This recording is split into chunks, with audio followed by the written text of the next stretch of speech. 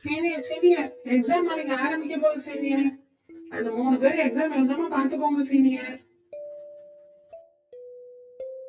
சரிடா, நான் பார்த்துக்கிறேன்டா.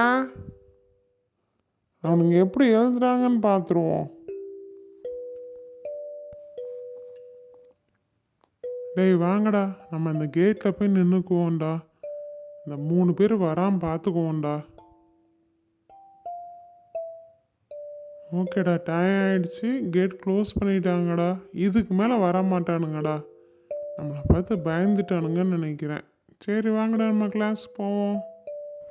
Senior senior என்ன சீனியர் நீங்கள் விட்டுட்டீங்க? அவங்க 3 பேரும் எக்ஸாம் எழுதிட்டாங்க சீனியர். எக்ஸாம் எழுதுனானுங்களா? எப்படிடா? நாங்கள் வாசல் இன்னமேடா ஃப்ரெண்டு கேட் மூணு பிறதாண்டா எங்கள் கிளாஸ்க்கே போனோம். அவங்க 3 பேரும் பின்னாடி கேட்டு வழியாக ஆம்புலன்ஸில் வந்துட்டாங்க சீனியர். வந்து எக்ஸாம் எழுதிட்டாங்க. ஓ அப்படியாடா, என்னையே ஏமாத்திட்டாங்களா?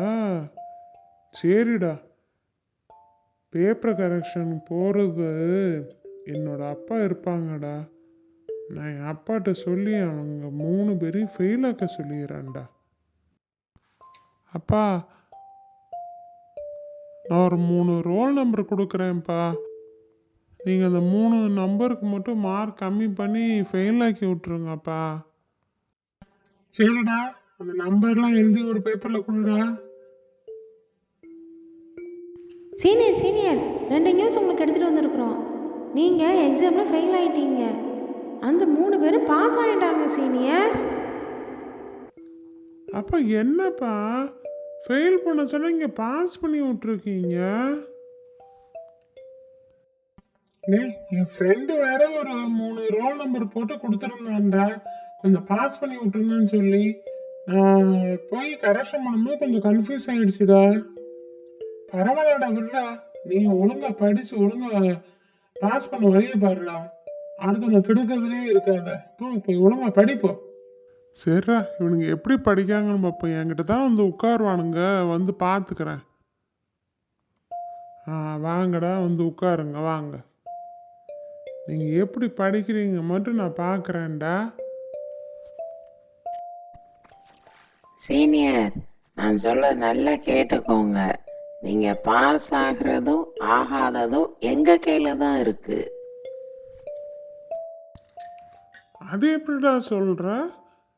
நான் பாஸ் ஆகிறதும் ஆகாததும் உங்கள் கையில் தான் இருக்குன்னு?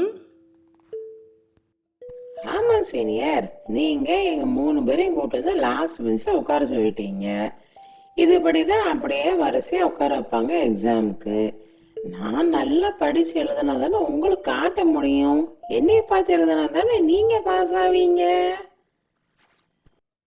டேய் ஆமாண்டா தம்பி, கரெக்டாக சொன்னாடா. டேய் செல்லம், நீ நல்லா படிடா. நீங்கள் 3 பேரும் முன்னாடி ரோல போய் உட்காந்துக்கோங்க. நல்லா படிங்க, நான் எந்த டிஸ்டர்பன்ஸும் பண்ண மாட்டேன்.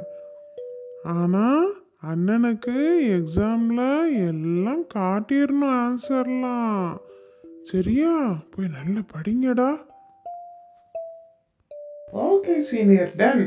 நீங்கள் கவலையே பண்ணாதீங்க. எல்லாத்துக்கும் ஆன்சர் உங்களை காட்டிடும். நீங்களும் எங்கள் கூட சேர்ந்து பாஸ் ஆயிடுவீங்க.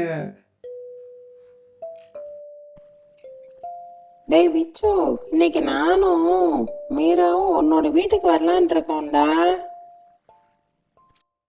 சரிடா, வாங்கடா. வாங்க உட்காருங்க 2 பேரும். என்னடா இவ்வளவு சின்னதா இருக்கும் வீடு? உட்கார்றது கூட பெஞ்ச் இல்லையேடா. இதுல எப்படா நீ இருக்கிற? இல்ல மீரா, எனக்கு இது போதும். ஒரு ஆள் தானே நான், சமாளிச்சுக்கலாம். இது எனக்கு பழகிடுச்சு. ஏதோ தரையிலே உட்காந்து சாப்பிடுவோம். உட்காருங்க, நான் என்கிட்ட இருக்க பிரெட்டு கொடுக்குறேன், சாப்பிடுங்க.